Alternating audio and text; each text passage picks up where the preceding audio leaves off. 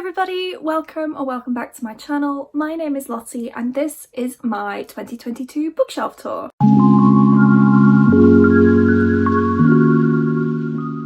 So my shelves are a work in progress at the moment and I wanted to do an annual video of a bookshelf tour so I can kind of see how they develop and change as time goes on. I only got these shelves back at the end of 2021, well it was more like halfway through 2021, and previously I only had 3 little shelves at the end of my bed where I used to live for all of my books, and as I've gotten more space to put books on, my collection has grown. So I just wanted to do a video where I can show you what it looks like now. It is obviously a work in progress, and then in a year's time we can see if anything has changed, which I'm sure it will. So I am filming this right at the very end of 2021, so this is what my shelves look like at the end of 2021 / the beginning of 2022. So without further ado, let's get on with the tour. So these are the current state of my shelves. I have 2 regular Billy bookcases and then a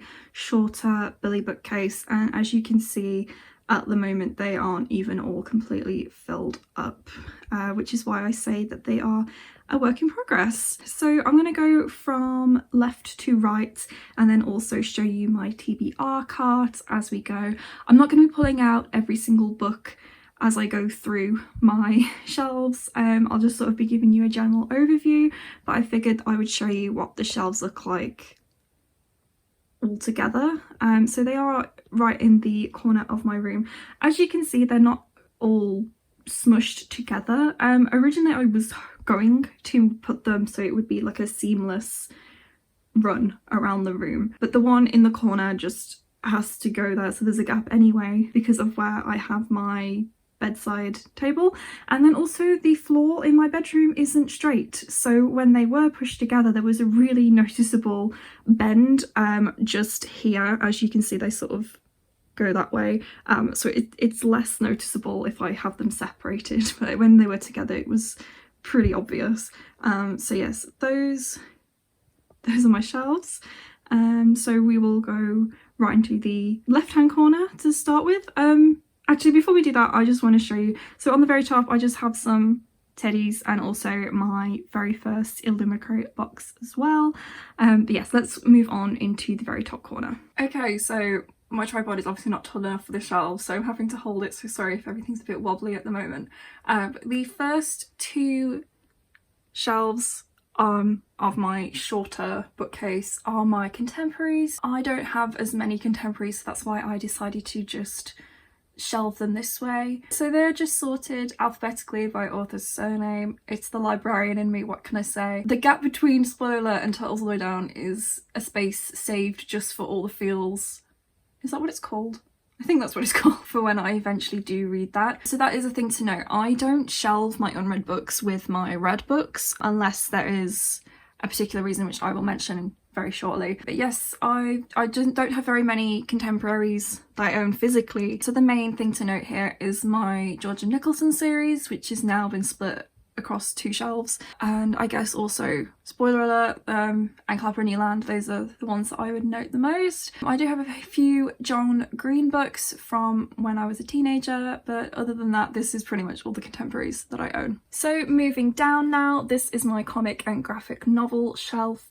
Again, I don't have very many of these, which is why you'll see with this shelf there's a lot of empty space, and it's just because my collection for these sort of genres is still growing. I did have my comics down on a different shelf, but I only have a few of them at the moment, so I felt like they may as well all go together. So yes, my comics, graphic novels and manga, which is mostly Junji Ito and 2 Vampire Knight manga, and then I also have Avril Lavigne's graphic novels, which are kind of like a prized possession of mine if I can get them out. So if you didn't know, Avril Lavigne has a manga series which only consists of 2 issues, but this came out I think in like 2007, and yeah, it's just about this girl Hannah who finds a Oni, which is like a little Japanese demon, and it's also, she's like a massive fan of Avril Lavigne, and Avril Lavigne features as a character in this.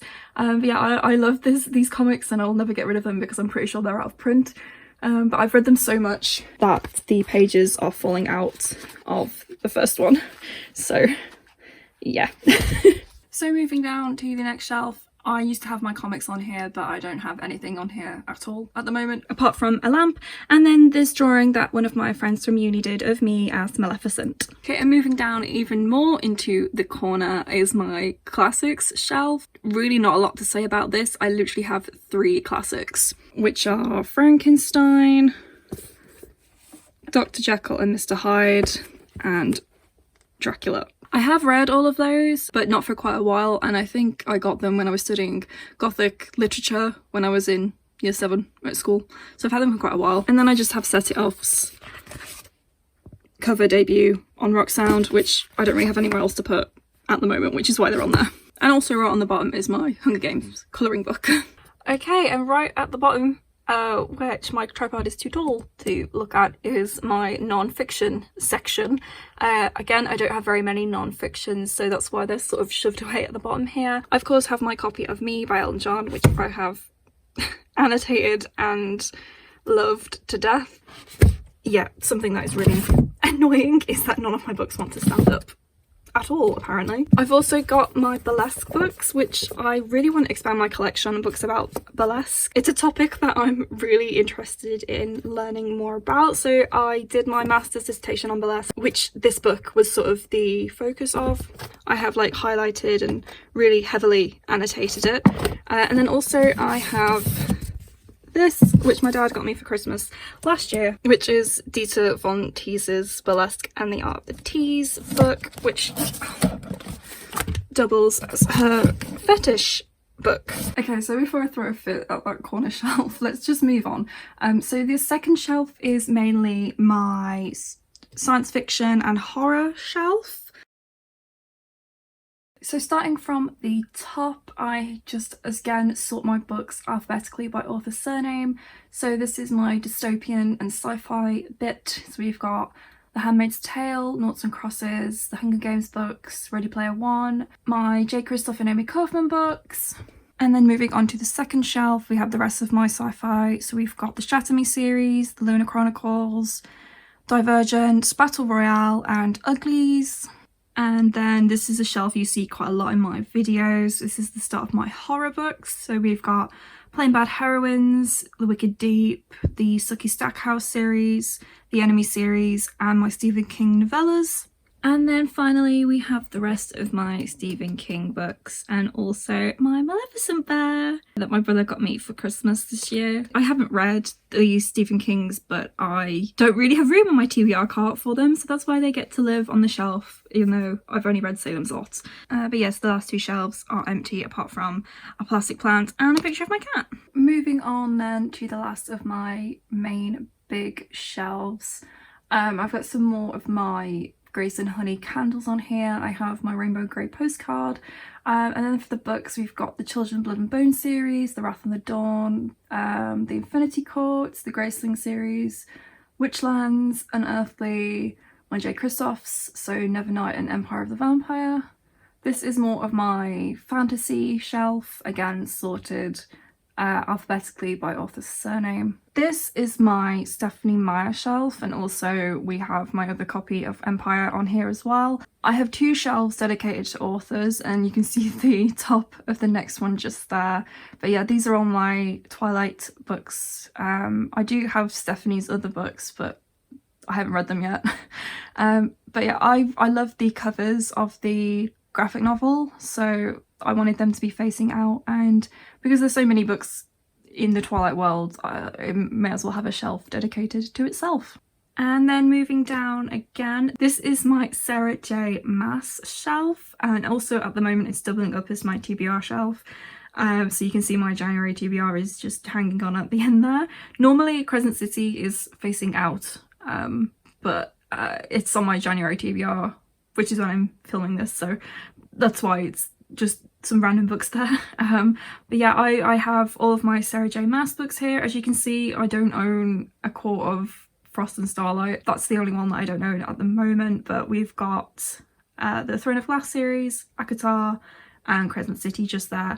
And then the very end of this box is the box that they set of Throne of Glass books came in, and on the back we have a poster with Selena poking out there. Okay, and moving on, this is just a continuation of my fantasy shelves. So my Maya and Mass shelves kind of break the alphabetical by author's surname, but they are their own thing. So this is just continuing on from Christoph, basically. I've got all of my Game of Thrones books here. I am technically still reading A Dance with Dragons Part 2, which is why it's not here. I've also got Fire and Blood, which is a monster, and I don't know if I'm ever going to read it, but it is illustrated, I think. Yes, so it would be nice to read. I've also got my illustrated edition of A Game of Thrones, which is one of my most prized possessions. It's absolutely stunning. But the pages are literally like Bible pages, but it has absolutely beautiful illustrations in it, so I would like to read it one day. And then just tagging on at the end there is the Percy Jackson series by Rick Riordan, and then on the very end is where I keep my bookmarks. Okay, and moving on to the last main shelf. I don't really know why I have these books down here when there's so much space on the shelf above it. But this is again just a continuation of my alphabetical by author surname fantasy books. We've got the first two books in the Simon Snow books, Daughter of Smoke and Bone series. I have my special edition of The Hobbit, and also finally Malice by Heather Walter. So yeah, this is my special edition of The Hobbit. It comes in this nice little case thing, and it has an illustration of Smaug on the side. That was really difficult to get out of the box. Yeah, this is my special edition of The Hobbit. It is the first print edition, so it's not edited or anything.